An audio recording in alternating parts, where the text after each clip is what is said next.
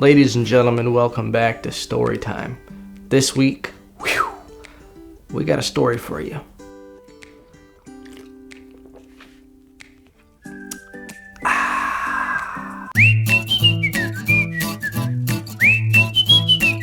I've done some dumb shit in my day. I don't think anybody really gets through life and really lived life if you're not doing dumb shit when you were younger. Hell, I still do dumb shit sometimes.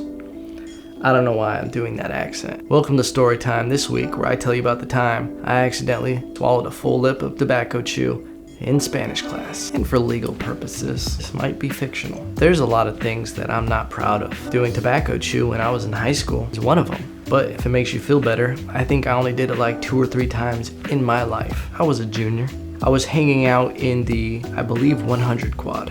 I was with a group of friends who probably weren't the greatest influence on me at this time of my life, but hey, I was dealing with some shit, and I was just trying to get through it. So I was like, fuck it, you know what? This takes the edge off. Why the fuck not? What does this old sailor do? Yeah, I'll take some chew. Took a big old dip. I'm talking big. Looked like a little baby mouse. And I just took it, pretend like I knew what I was doing. It looked ridiculous. I literally just looked like Bubba from Forrest Gump. Like shrimp on a boat. It's so obvious that I just have the most outrageous amount of tobacco chew in my lip.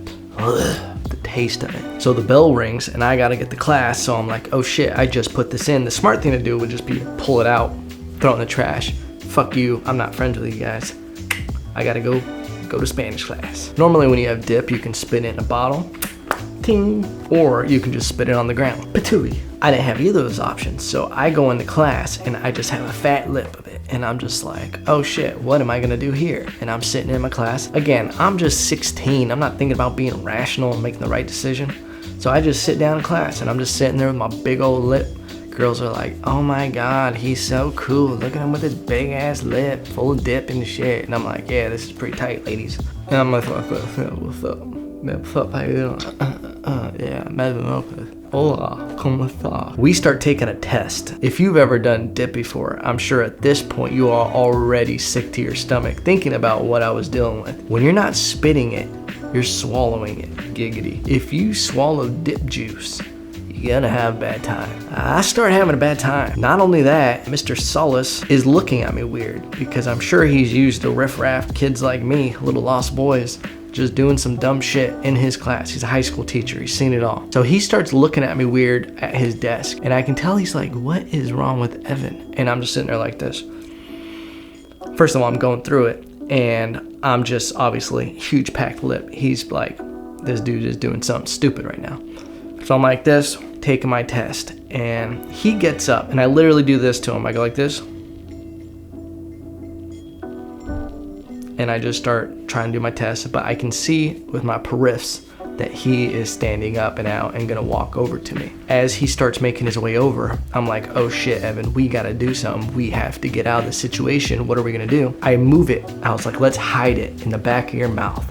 Obviously, it's not even the little pouches. I just have straight chew, like dip. So it's not just gonna make a clean escape. I go to move it with my tongue to push it to the back of my mouth. I'll hide it in my teeth or some shit. So what does this old sailor do? I move it with my tongue, I go like this. It was such a big dip that it didn't go to the side, it went on my tongue. And when I went to recorrect it, I swallowed it. I swallowed the whole goddamn thing. I don't know what the fuck happened. And I remember the moment forever. I was sitting there like this, and I just go.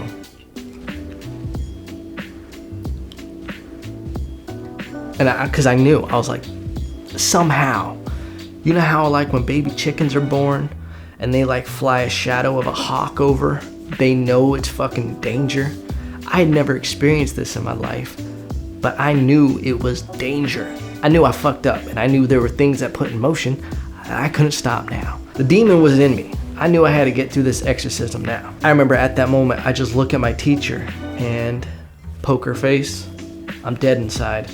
He just looks at me, and he's just like, oh well, there's nothing there, so he goes and sits back down, and I'm just sitting there in my doom. I gotta keep taking my test, and I'm just doing it. All of a sudden, the lights start messing with me. I can like barely look up, like I can't even see light.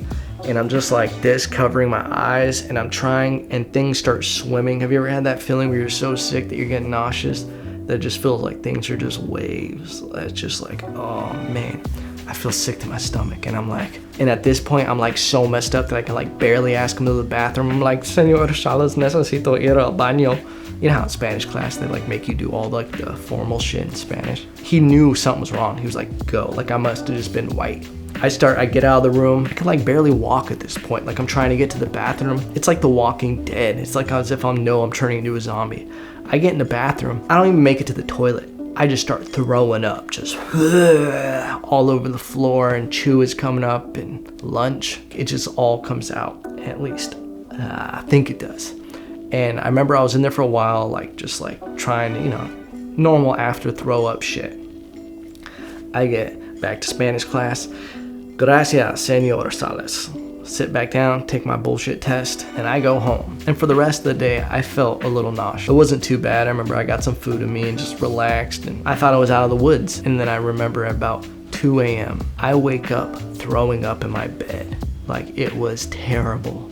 I run to the bathroom, and I must have dry heaved. Everything was out, but my body was like, fuck this, you got evil spirits in you. It was like that dry heaving where your soul is like on the tip of your tongue. You're just like, like everything's out, like body parts and organs and everything's just all over the bathroom. You're just like there's a point like skeletons start coming up and bones and all this shit. I dry heave for like 3 or 4 hours, just fighting the devil all night.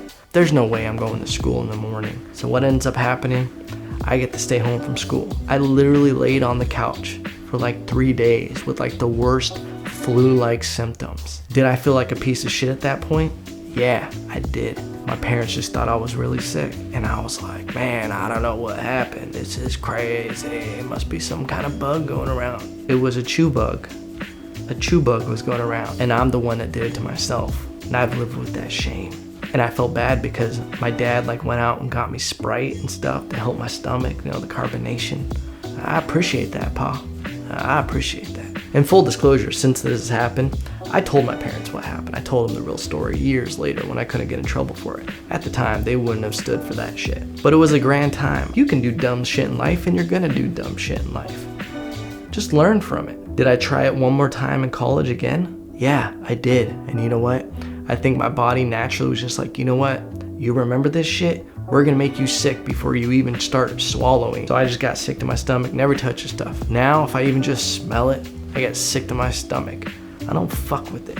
Fuck tobacco. I hope you enjoyed story time. Join me next week when I tell the epic tale of my first kiss with 10 women. Oh yeah, I love you.